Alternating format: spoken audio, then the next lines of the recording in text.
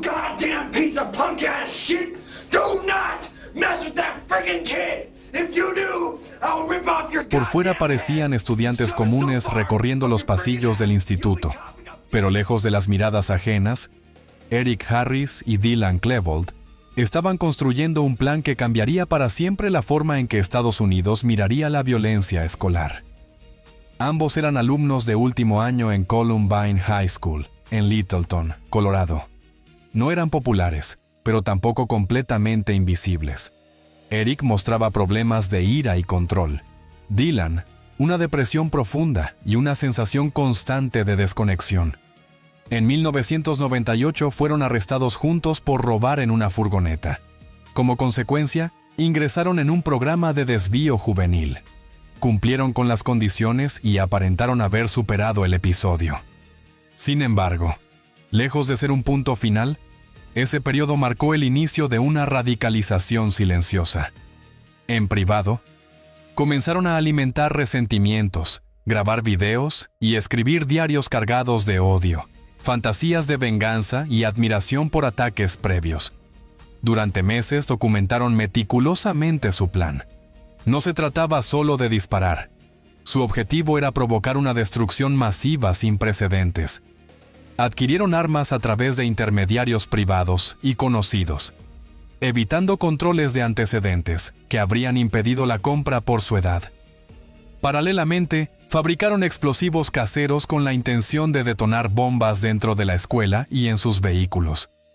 La mañana del 20 de abril de 1999, llegaron al instituto con abrigos largos para ocultar su arsenal. Llevaban escopetas, una carabina y una pistola semiautomática. Antes de iniciar el ataque, colocaron bolsas con bombas de propano en la cafetería, programadas para explotar durante el horario de mayor concurrencia. Cuando los dispositivos no detonaron, pasaron al plan alternativo. A las 11:19 am, comenzaron a disparar en el exterior, cerca de la entrada oeste, contra estudiantes que almorzaban al aire libre. El pánico se propagó de inmediato.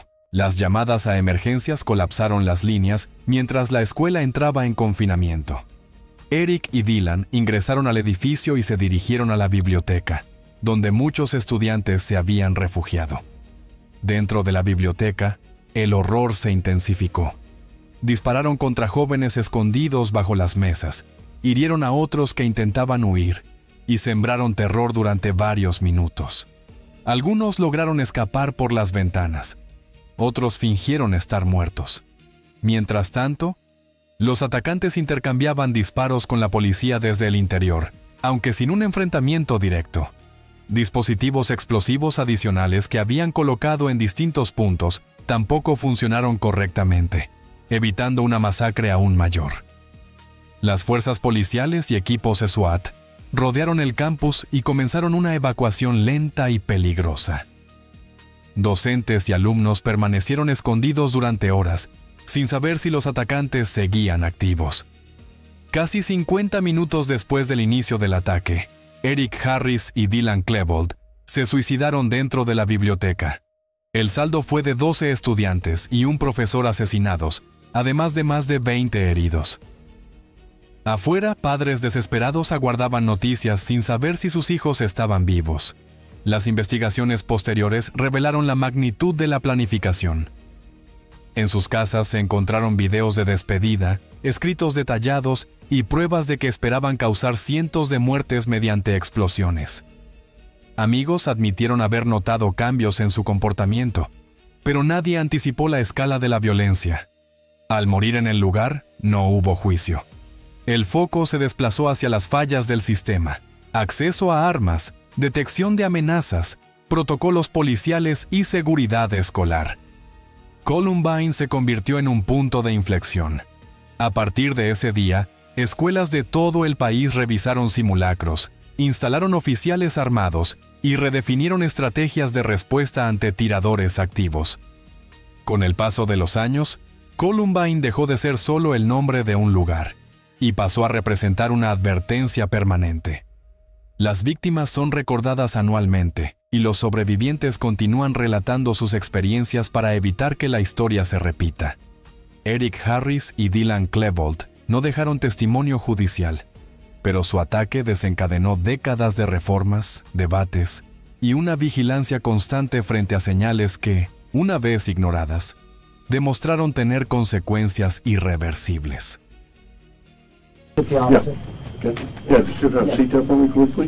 La noche del estreno de medianoche parecía una más. Personas haciendo fila, risas, expectativa. James Holmes entró al cine como cualquier otro espectador, sin llamar la atención. Nadie podía imaginar que, minutos después, aquel lugar se transformaría en una escena de terror absoluto. Holmes nació en 1987 y creció en California. Quienes lo conocieron lo describían como inteligente, reservado y socialmente torpe. Destacó académicamente desde joven y llegó a graduarse con honores antes de ser aceptado en un exigente programa de doctorado en neurociencia en la Universidad de Colorado. Sin embargo, a medida que la presión académica aumentó, su estabilidad mental comenzó a deteriorarse de forma evidente. Compañeros y profesores notaron cambios: aislamiento, falta de participación y dificultades crecientes para seguir el ritmo del programa. En la primavera de 2012, reprobó un examen clave y decidió abandonar el doctorado.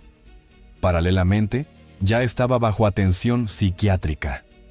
En marzo de ese año comenzó a ver a una especialista del campus y expresó pensamientos violentos. La preocupación fue comunicada a un equipo universitario, pero al no existir amenazas directas y dado que estaba dejando la institución, no se tomaron medidas adicionales. Mientras su vida académica colapsaba, Holmes inició una preparación meticulosa. Compró legalmente varias armas de fuego, una escopeta, un rifle semiautomático y una pistola, además de miles de municiones adquiridas en línea. También reunió equipo táctico, chaleco antibalas, casco y máscara antigás. Vecinos vieron llegar paquetes a su apartamento sin sospechar lo que contenían. Antes del ataque, colocó explosivos caseros y trampas en su vivienda, diseñadas para detonar si alguien entraba. El 19 de julio de 2012, envió por correo un cuaderno con escritos violentos a su psiquiatra.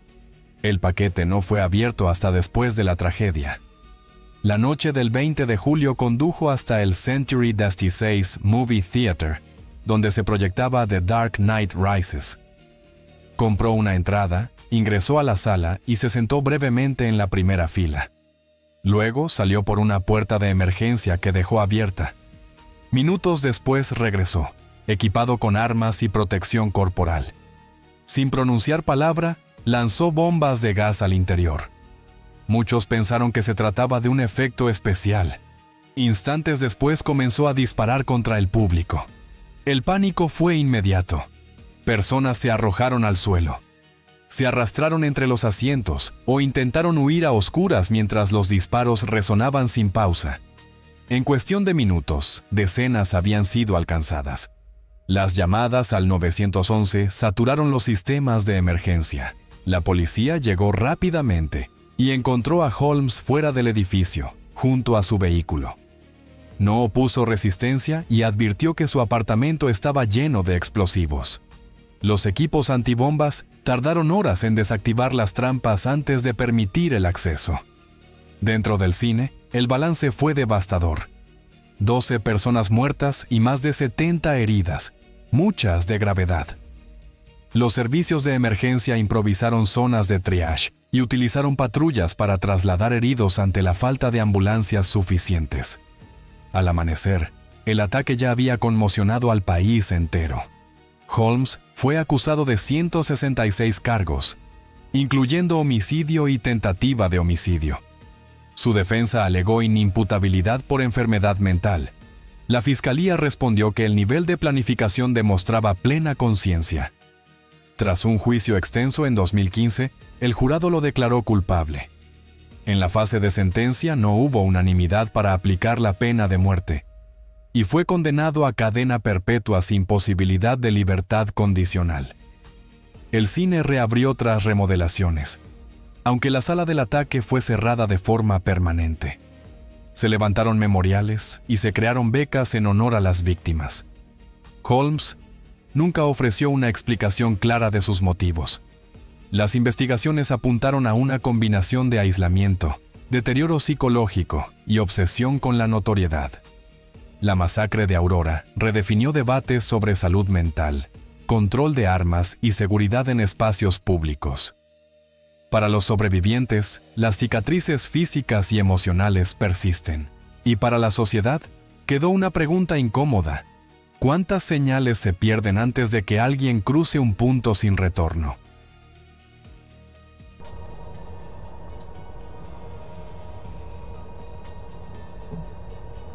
Nicholas Cruz no era un desconocido para quienes trabajaban en la escuela. Durante años había sido visto como un estudiante problemático, con episodios constantes de agresividad, amenazas y comportamientos alarmantes. Nacido en 1998 y adoptado cuando era un bebé, creció en un entorno marcado por dificultades emocionales y una supervisión cada vez más limitada. La muerte de su padre adoptivo cuando era niño y la frágil salud de su madre contribuyeron a una infancia inestable. Desde los primeros años escolares, maestros y administradores documentaron conductas preocupantes, peleas, explosiones de ira, fascinación por las armas y comentarios violentos. Con el tiempo, los incidentes se acumularon hasta que fue expulsado de Marjory Stoneman Douglas High School y trasladado a un programa educativo alternativo. A pesar de los numerosos reportes, no se estableció una restricción permanente que le impidiera acceder legalmente a armas al cumplir la mayoría de edad. Tras la muerte repentina de su madre en noviembre de 2017, Cruz quedó prácticamente sin supervisión. Pasó por diferentes hogares de familiares y conocidos, siempre bajo condiciones frágiles. En ese periodo adquirió legalmente un rifle semiautomático tipo AR-15 y munición.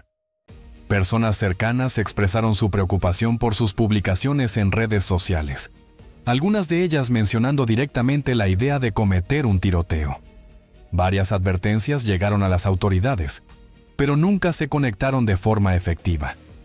El 14 de febrero de 2018, día de San Valentín, Cruz tomó un vehículo de transporte privado hasta su antigua escuela.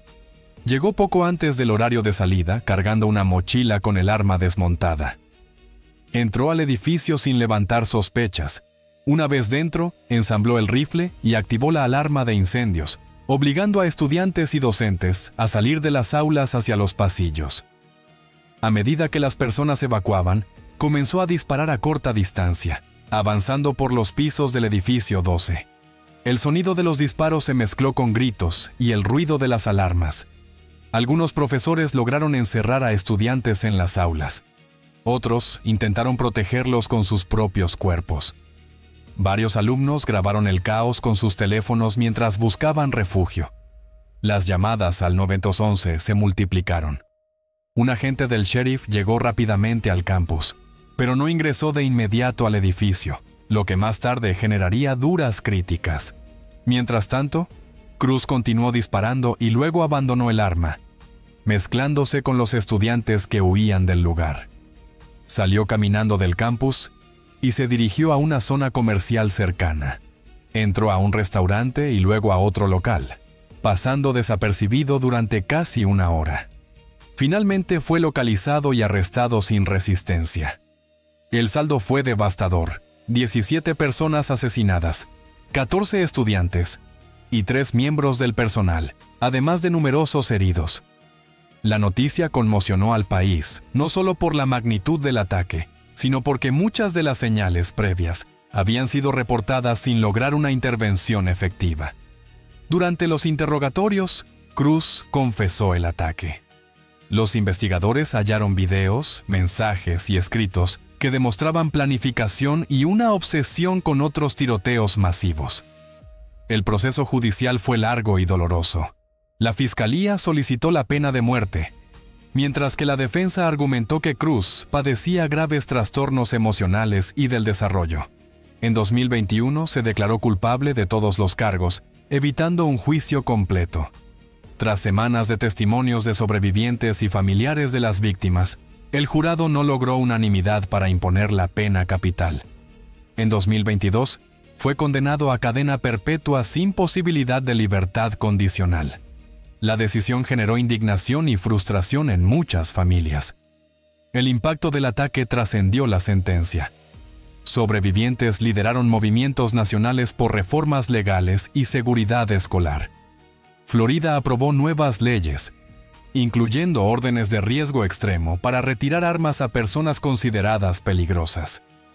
El edificio donde ocurrió la masacre fue destinado a demolición y el nombre Parkland quedó ligado para siempre al activismo, al duelo y a la exigencia de responsabilidad. La historia de Nicholas Cruz expuso fallas profundas en la prevención, la comunicación y el tratamiento de señales de alarma.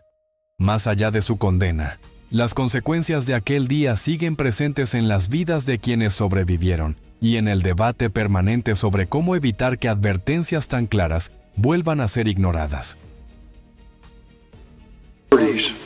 Tenían 11 y 13 años, una edad en la que casi nadie imagina planificación, odio sostenido o intención letal. Sin embargo, Andrew Golden y Mitchell Johnson demostraron que la violencia no siempre viene del lugar que la sociedad espera.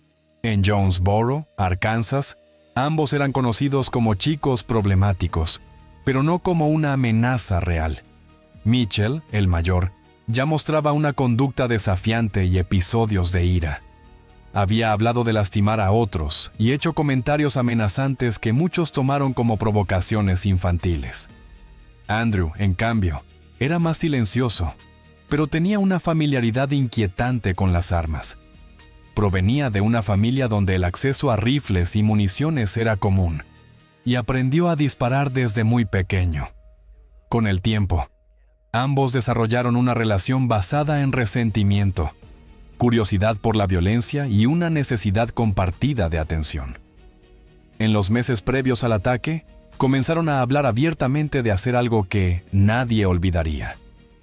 Robaron armas del abuelo de Andrew, rifles, pistolas y munición. También reunieron equipo de campamento, comida y suministros, lo que indicaba que pensaban huir y sobrevivir después del ataque.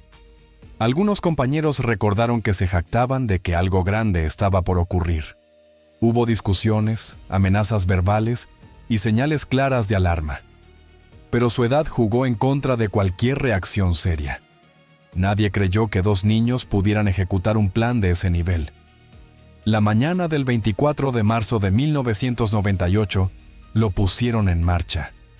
Condujeron la camioneta de la madre de Mitchell hasta Westside Middle School. Andrew entró al edificio y activó la alarma de incendios. Como en cualquier simulacro, estudiantes y profesores comenzaron a evacuar ordenadamente hacia el exterior. Mientras tanto, los dos chicos se posicionaron en una zona boscosa con vista al patio escolar. Desde allí, abrieron fuego contra quienes salían del edificio, convirtiendo la evacuación en una emboscada. El pánico fue inmediato. Niños corrieron sin saber de dónde venían los disparos. Docentes intentaron protegerlos, algunos cayendo heridos mientras guiaban a los estudiantes de regreso al interior. La balacera duró pocos minutos, pero fue devastadora. Cuando la policía llegó, el tiroteo ya había terminado. Golden y Johnson habían dejado las armas y trataron de huir a pie. Fueron detenidos poco después. La sorpresa fue absoluta cuando las autoridades confirmaron la edad de los responsables. 5 personas murieron, 4 estudiantes y una maestra. 10 más resultaron heridas. La pequeña comunidad de Jonesboro quedó paralizada. Padres se reunieron en hospitales y centros de emergencia buscando a sus hijos. El impacto emocional fue inmediato y profundo. La investigación reveló el nivel de preparación, las armas robadas, la selección del punto elevado, el uso de la alarma para sacar a las víctimas y las mochilas con suministros demostraron planificación consciente. Sin embargo, el sistema judicial tenía límites. Por la ley vigente en Arkansas, no podían ser juzgados como adultos. Ambos fueron condenados como menores, y la pena máxima era la detención hasta los 21 años. La sentencia generó indignación nacional. Muchos consideraron que el castigo era desproporcionado frente a la gravedad del crimen. Mitchell Johnson fue liberado en 2005 y Andrew Golden en 2007. Sus antecedentes juveniles quedaron sellados. Años después, Johnson volvió a tener problemas legales relacionados con armas y drogas. Golden vivió bajo otro nombre hasta morir en un accidente automovilístico en 2019. El ataque de Westside Middle School marcó un antes y un después. Forzó cambios en leyes juveniles, revisiones en protocolos de evacuación y una nueva discusión sobre el acceso a armas en hogares con niños. Demostró que la edad no es una barrera para la planificación letal cuando hay acceso, resentimiento y señales ignoradas. Para las familias de las víctimas, el dolor nunca desapareció. Memoriales recuerdan a quienes murieron, y los sobrevivientes continúan hablando del trauma que los acompañó durante toda su vida.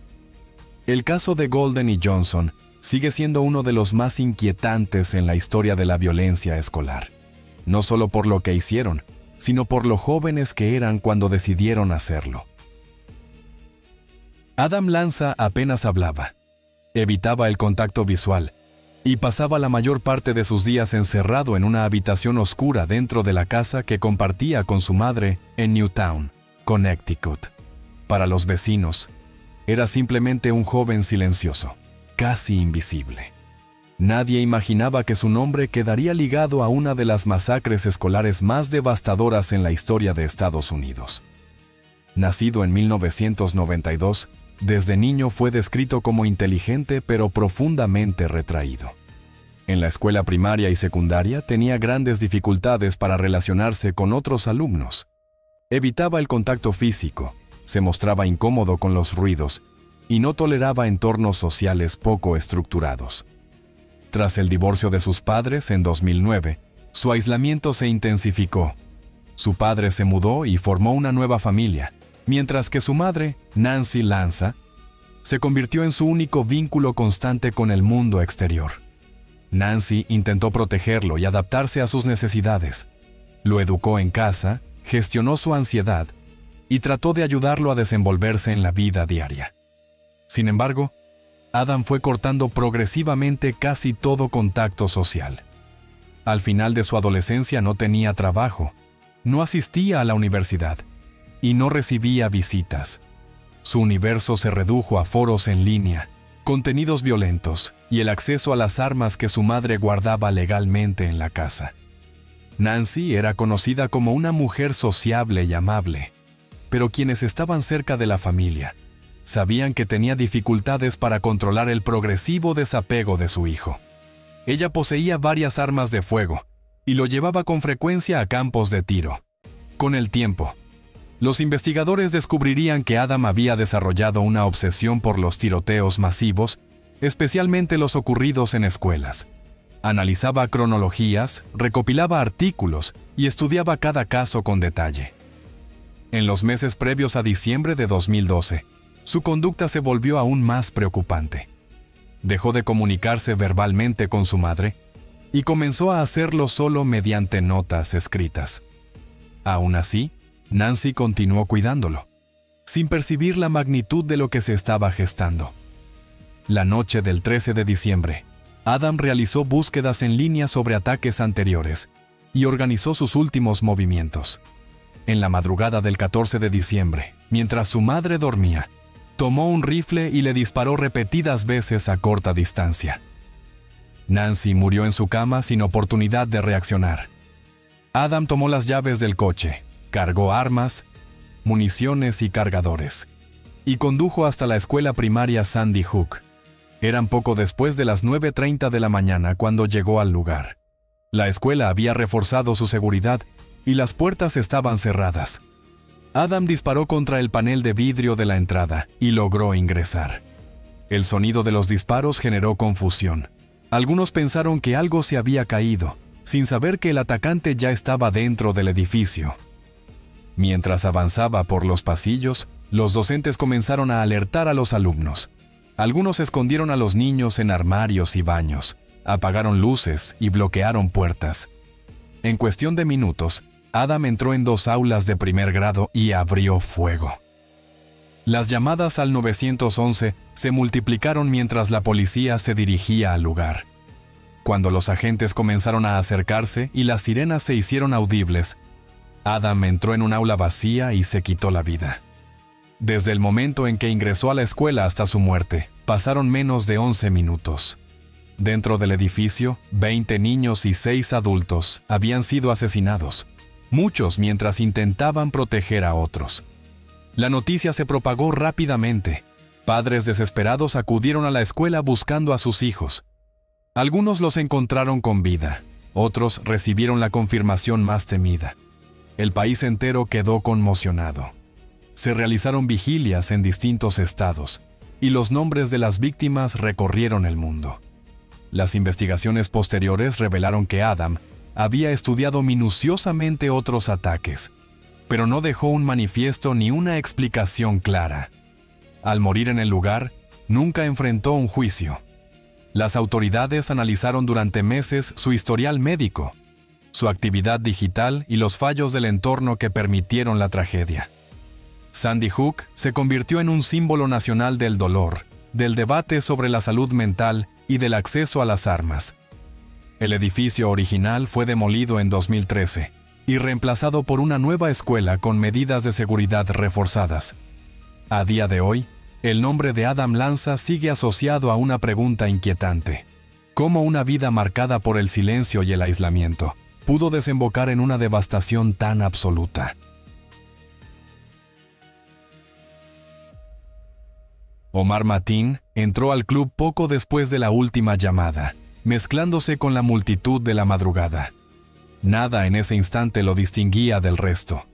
Nacido en 1986 en Nueva York, hijo de inmigrantes afganos, creció en Florida entre episodios de ira, conductas agresivas y una identidad cada vez más fragmentada. Desde la escuela se lo recordaba como temperamental y fácilmente provocable. Con el paso de los años, esa tensión no desapareció. Trabajó durante un tiempo como guardia de seguridad, cambiando de puestos tras conflictos con compañeros y supervisores. Se casó 2 veces. Su primera esposa lo describió como controlador y violento. Tras el divorcio, volvió a casarse y llevó una vida aparentemente estable, aunque marcada por estallidos de rabia y prejuicios. En paralelo, comenzó a consumir contenidos extremistas y a expresar admiración por ataques violentos, mezclando discursos contradictorios sin una ideología coherente. El FBI lo entrevistó en 2 ocasiones, una por comentarios preocupantes relacionados con extremismo y otra por vínculos indirectos con un conocido investigado. Ambas pesquisas se cerraron al no hallarse amenazas concretas ni pruebas de planificación. Legalmente, Mateen pudo comprar armas y munición en las semanas previas al ataque, superando controles de antecedentes. También visitó Pulse en ocasiones anteriores, posiblemente para reconocer el lugar. Pulse era un espacio emblemático de la comunidad LGBTQ+, especialmente concurrido en noches latinas. En la madrugada del 12 de junio de 2016, Mateen ingresó armado con un rifle semiautomático y una pistola. La música seguía sonando cuando abrió fuego. Al principio, algunos pensaron que se trataba de fuegos artificiales. En segundos, el lugar se transformó en caos, vidrios rotos, cuerpos cayendo, gritos y personas buscando salidas entre pasillos y baños. La policía llegó rápidamente y enfrentó a Mateen desde el exterior, obligándolo a replegarse hacia la parte trasera del club. Se atrincheró en un área de baños donde había decenas de personas escondidas. Allí mantuvo a sobrevivientes como rehenes mientras se establecía un cerco. Durante el asedio llamó al 911 y declaró lealtad a grupos extremistas, aunque las investigaciones posteriores concluyeron que sus afirmaciones eran inconsistentes y no respondían a una organización real. Pasaron horas mientras heridos yacían en el suelo, algunos enviando mensajes de despedida a familiares y amigos. Ante la posibilidad de más muertes, cerca de las 5:00 am, un equipo SWAT irrumpió usando un vehículo blindado para abrir una brecha en el muro. Se produjo un intenso intercambio de disparos que terminó con la muerte de Mateen. El balance fue devastador. 49 personas asesinadas y más de 50 heridas. En ese momento, fue el tiroteo masivo más letal en la historia de Estados Unidos. La ciudad de Orlando quedó sumida en duelo. Se improvisaron centros de reunificación, hospitales trabajaron al límite y vigilias surgieron en todo el país. Al morir en el enfrentamiento, Mateen no enfrentó juicio. Su esposa fue procesada por presunta complicidad y obstrucción, pero finalmente resultó absuelta al no probarse que conociera el plan. La investigación federal determinó que actuó solo, impulsado por una combinación de odio, frustración personal y búsqueda de notoriedad. Pulse se convirtió en un sitio de memoria. Se leyeron los nombres de las víctimas en actos públicos y murales cubrieron la ciudad con mensajes de amor y resistencia. El ataque reavivó debates sobre crímenes de odio, radicalización doméstica y acceso a armas, además de revisar protocolos de respuesta en espacios cerrados con alta concurrencia. Con el tiempo, el caso de Omar Mateen quedó como símbolo de una violencia que se gesta en silencio y estalla en minutos. Para los sobrevivientes y las familias de las víctimas, el impacto no terminó al amanecer de ese día.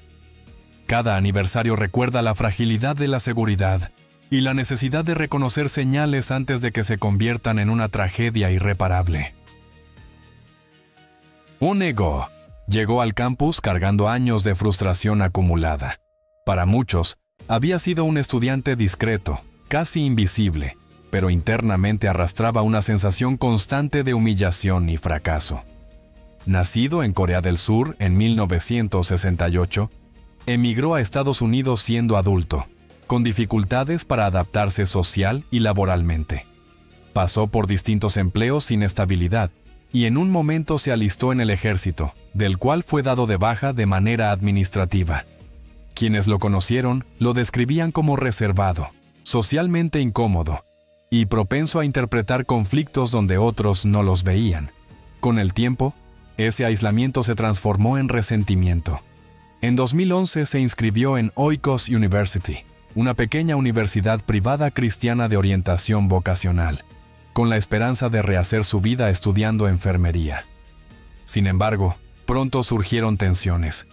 Tenía dificultades con el idioma, se sentía menospreciado por compañeros y frustrado con el ritmo académico. Profesores notaron comportamientos extraños, episodios de enojo y comentarios paranoides, pero nunca hubo una amenaza directa que justificara una expulsión inmediata. Finalmente dejó de asistir y abandonó el programa. A partir de entonces, comenzó a obsesionarse con la idea de que la universidad le debía dinero y que había sido humillado deliberadamente. Tras retirarse, su vida se volvió aún más inestable. Problemas económicos, aislamiento casi total y una creciente fijación con su paso por Oikos dominaron su rutina. En los meses previos al ataque, su comportamiento se volvió errático.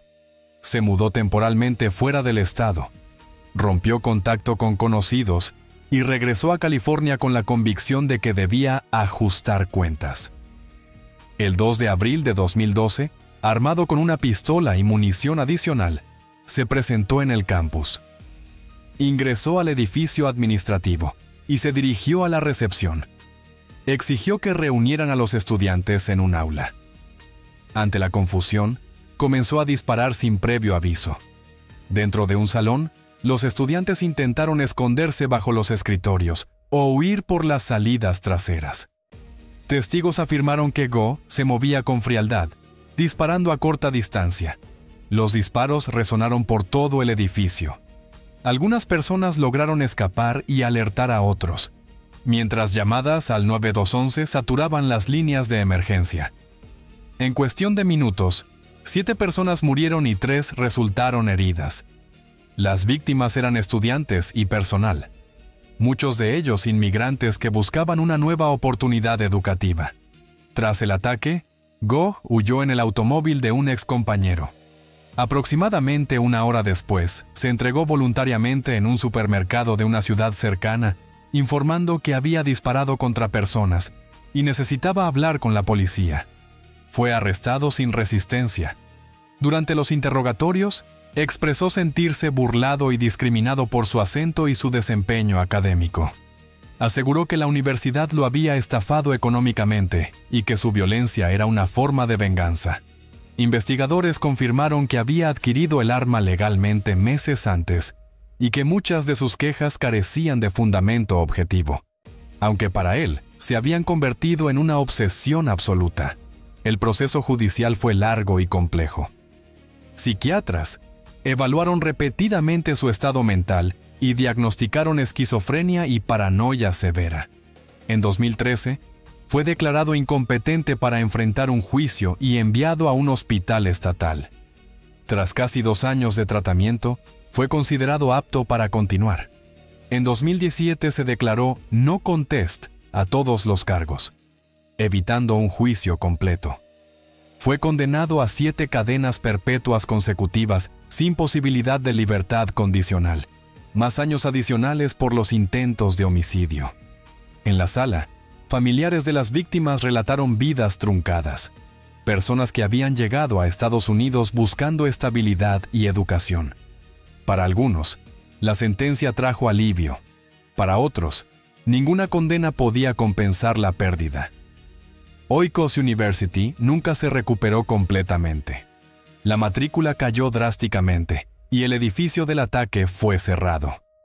Se realizaron memoriales para honrar a las víctimas, pero la institución quedó marcada para siempre. El caso de Hwang-go expuso la vulnerabilidad de centros educativos pequeños frente a individuos en crisis no detectada. Hoy, Hwang-go permanece en prisión de por vida. Su historia es un recordatorio brutal de cómo el aislamiento, la enfermedad mental sin tratamiento adecuado y el acceso a armas pueden converger en una tragedia repentina. El ataque en Oikos University permanece como una de las masacres escolares más mortales en California y como una advertencia sobre los peligros de ignorar resentimientos que con el tiempo se transforman en violencia irreversible.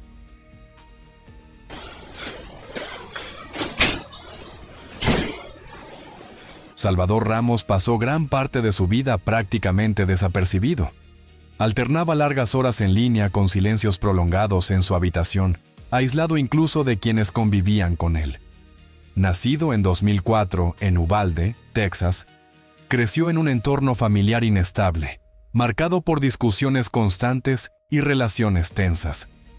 Desde joven mostró dificultades para integrarse socialmente. Compañeros de escuela recordaron que era objeto de burlas por su forma de vestir, su manera de hablar y su torpeza social.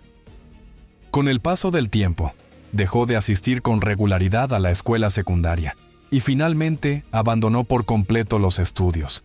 Se fue desconectando de amigos, familiares y cualquier proyecto de futuro. Quienes lo conocían lo describían como un joven apagado, con cambios de humor bruscos y una creciente hostilidad silenciosa.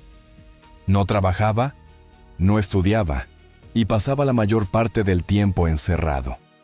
En los meses previos a los hechos, su interés por las armas se intensificó.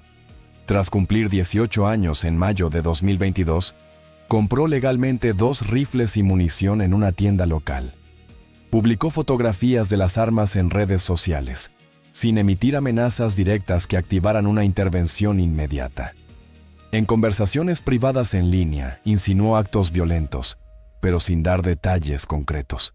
Nadie denunció formalmente esas señales antes de que fuera demasiado tarde.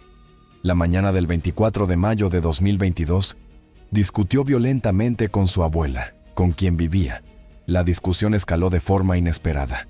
Salvador tomó uno de los rifles y le disparó dentro de la vivienda. Gravemente herida, ella logró llamar a emergencias y sobrevivió. Salvador huyó en la camioneta de su abuela y se dirigió a la escuela primaria Robb Elementary, ubicada a pocos minutos. Al aproximarse al campus, perdió el control del vehículo y se estrelló en una zanja cercana. Testigos lo vieron salir armado, vestido con ropa oscura. Disparó contra personas que se encontraban en el exterior y luego se dirigió hacia el edificio escolar. Eran alrededor de las 11:30 de la mañana. Aunque la escuela contaba con protocolos de seguridad, una de las puertas no se cerró correctamente, permitiéndole ingresar. Una vez dentro, los disparos resonaron por los pasillos. Docentes y alumnos corrieron a refugiarse. Algunas aulas lograron cerrarse a tiempo, otras quedaron expuestas. Salvador entró en 2 salones conectados entre sí y comenzó a disparar indiscriminadamente. Las llamadas al 911 se multiplicaron mientras niños atrapados suplicaban ayuda en voz baja desde el INEL interior. La policía llegó en pocos minutos, pero la respuesta fue caótica. Hubo confusión en la cadena de mando y se asumió erróneamente que el atacante estaba atrincherado sin disparar activamente. Durante más de 1 hora, los agentes permanecieron en el pasillo sin ingresar, mientras dentro del aula seguían ocurriendo muertes. Aproximadamente 77 minutos después del ingreso de Salvador, un equipo táctico logró irrumpir y lo abatió. El saldo fue devastador. 19 niños y 2 maestras murieron. La comunidad de Uvalde quedó paralizada. Padres esperaron desesperados noticias de sus hijos. El país entero reaccionó con indignación y dolor al conocerse los fallos en la respuesta policial. Se iniciaron investigaciones a nivel estatal y federal para esclarecer qué salió mal. El Departamento de Justicia analizó la actuación de las fuerzas de seguridad, los protocolos escolares y el historial del atacante. No se hallaron antecedentes penales ni diagnósticos formales que hubieran impedido la compra de armas, pese a evidentes señales de deterioro emocional y aislamiento extremo. Al morir en el lugar, Salvador Ramos nunca enfrentó un juicio. La escuela Robb Elementary fue cerrada y posteriormente se decidió su demolición. Memoriales surgieron en toda la ciudad. Las familias de las víctimas exigieron reformas en los protocolos de emergencia, el acceso a armas y la atención a la salud mental juvenil. El caso de Uvalde se convirtió en un símbolo nacional de fallos sistémicos, recordando cómo la inacción, la confusión y el tiempo perdido pueden costar vidas irreparables. Seung-Hui Cho pasaba desapercibido de una forma casi absoluta. Caminaba por el campus sin hablar, evitando miradas y aislándose incluso dentro de aulas llenas. Nacido en Corea del Sur en 1984, emigró a Estados Unidos con su familia siendo niño. Desde temprana edad mostró graves dificultades para comunicarse. En la escuela fue diagnosticado con trastornos de ansiedad y mutismo selectivo, pasando largos periodos sin hablar con nadie. A pesar de esas limitaciones, logró ingresar a Virginia Tech como estudiante de literatura inglesa. Sin embargo, su conducta en el campus comenzó a generar inquietud. Permanecía en silencio durante las clases, no participaba en trabajos grupales y entregaba escritos con contenidos violentos y perturbadores. Algunos profesores alertaron sobre sus textos y su comportamiento, pero no se tomó una medida decisiva. Sus compañeros lo describían como distante, desconectado y emocionalmente inaccesible. En 2005, tras varios incidentes que levantaron preocupación, Cho fue evaluado por un tribunal especial y declarado con problemas mentales. No fue internado. Se le ordenó seguir tratamiento ambulatorio. La falta de seguimiento y la escasa comunicación entre instituciones dejaron su situación en una zona gris. Legalmente, nada le impedía comprar armas. Durante los 2 años siguientes, su aislamiento se profundizó. Grabó videos y escribió manifiestos cargados de odio, resentimiento y desprecio hacia lo que él consideraba una sociedad corrupta y privilegiada. En paralelo, adquirió armas de fuego y munición tras pasar controles de antecedentes que no reflejaban su historial psicológico, debido a fallos en el sistema de reporte. La mañana del 16 de abril de 2007, puso en marcha su plan. Poco después de las 7:00 am, ingresó a la residencia estudiantil West Ambler Johnston Hall y asesinó a 2 estudiantes. Luego regresó tranquilamente a su habitación, donde preparó un paquete que contenía videos, fotografías y un manifiesto, y lo envió por correo a un canal de noticias. Horas más tarde se dirigió al edificio Norris Hall, donde se desarrollaban clases matutinas. Desde el interior, encadenó varias de las puertas principales para retrasar la entrada de la policía.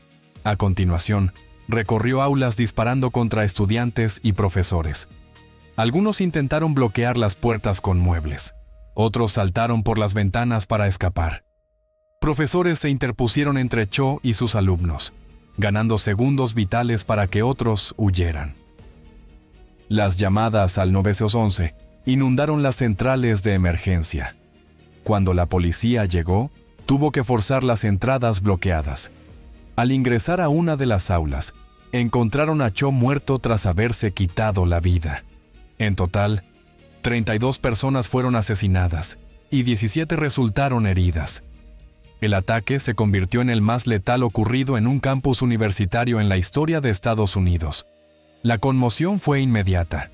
El campus fue cerrado, se realizaron vigilias y memoriales, y las familias exigieron respuestas.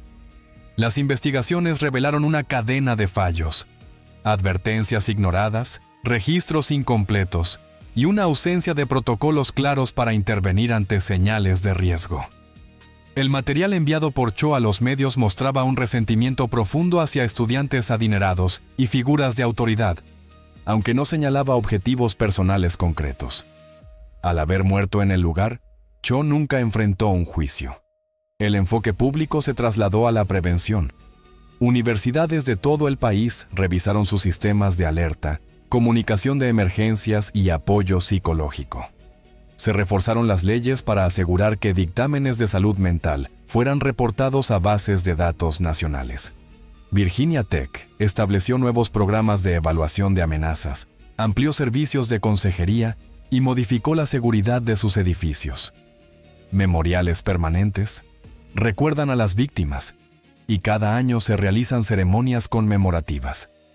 El caso de Seung-Hui Cho sigue citándose como un ejemplo extremo de cómo la falta de intervención temprana puede desembocar en una tragedia irreversible, dejando preguntas abiertas sobre responsabilidad institucional y detección del peligro antes de que sea demasiado tarde.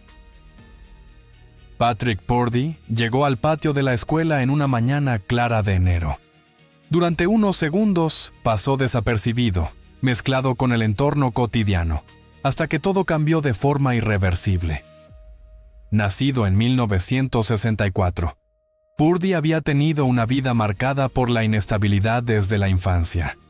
Creció en un hogar violento, con un padre abusivo y constantes mudanzas entre familiares y centros de acogida. Nunca logró establecer raíces ni una identidad estable. En la adultez, su vida se fragmentó aún más. Luchó contra el abuso de sustancias, el desempleo crónico y una sucesión de arrestos menores por vandalismo, posesión de armas y disturbios. Cada encuentro con el sistema terminaba igual. Breves detenciones, ninguna supervisión a largo plazo y ninguna intervención real. Quienes lo conocieron lo describían como un hombre lleno de resentimiento, convencido de que la sociedad le había robado oportunidades. A finales de los años 80, su frustración se transformó en odio explícito. Desarrolló una fijación con culpar a inmigrantes y minorías por su fracaso personal. Pasaba temporadas en viviendas asistidas y sobrevivía con trabajos ocasionales que rara vez conservaba. En los meses previos al ataque, adquirió legalmente un rifle semiautomático y lo modificó para aumentar su letalidad. En esa época, los controles de antecedentes eran limitados y no reflejaban su deterioro mental ni su historial de inestabilidad. El 17 de enero de 1989, Purdy condujo hasta Cleveland Elementary School, una escuela con una alta población de niños refugiados de origen camboyano y vietnamita. Aparcó detrás del edificio y prendió fuego a su automóvil, posiblemente para crear confusión o bloquear rutas de escape. Luego caminó hacia el patio con el rifle y munición adicional. Sin previo aviso, abrió fuego contra los niños que se encontraban en recreo. Testigos relataron que disparaba de manera deliberada y sin emoción, apuntando directamente al grupo mientras los estudiantes gritaban y trataban de huir. Docentes y personal corrieron a sacar a los niños del patio, empujándolos hacia el interior de las aulas y usando sus propios cuerpos como escudos. Las llamadas de emergencia se multiplicaron en cuestión de segundos. La escena era caótica. Niños heridos, maestros desesperados y disparos continuos. Cuando Purdy se quedó sin munición y percibió la llegada de la policía, sacó una pistola que llevaba consigo y se quitó la vida en el lugar. Todo duró apenas unos minutos, pero fue suficiente para destruir a una comunidad entera. 5 niños, de entre 6 y 9 años, murieron. Cerca de 30 más resultaron heridos, la mayoría por disparos. Las víctimas pertenecían principalmente a familias refugiadas, que habían huido de la guerra buscando seguridad. Padres llegaron desesperados a la escuela. Algunos encontraron a sus hijos con vida, otros recibieron noticias imposibles de asimilar. La investigación posterior reveló escritos racistas y materiales que confirmaban que Purdy había elegido deliberadamente ese lugar. No tenía vínculos personales con la escuela ni con las víctimas. Su violencia fue un acto de odio dirigido contra quienes él consideraba responsables de su propia ruina. Al morir en el lugar, nunca enfrentó un juicio. La reacción política fue inmediata. California aprobó nuevas restricciones sobre rifles semiautomáticos y capacidad de cargadores. El ataque de Stockton se convirtió en un punto de referencia nacional en el debate sobre control de armas y evaluación de riesgos. Años después, el caso seguiría siendo citado como uno de los primeros tiroteos escolares modernos con motivaciones ideológicas claras. Cleveland Elementary intentó reconstruirse. Se ofrecieron servicios psicológicos a estudiantes y personal. Se renovó el patio y se levantaron memoriales en honor a los niños asesinados. Para muchas familias refugiadas, la tragedia reabrió heridas de violencia que creían haber dejado atrás. Aunque con el tiempo otros ataques eclipsaron su nombre, lo ocurrido en Stockton marcó un antes y un después. Demostró cómo una sola persona, armada y llena de odio, podía convertir un espacio infantil en una escena de guerra. Patrick Purdy no dejó explicaciones ni arrepentimiento, solo una herida profunda que obligó al país a replantearse la seguridad escolar y las señales ignoradas que preceden a la violencia extrema.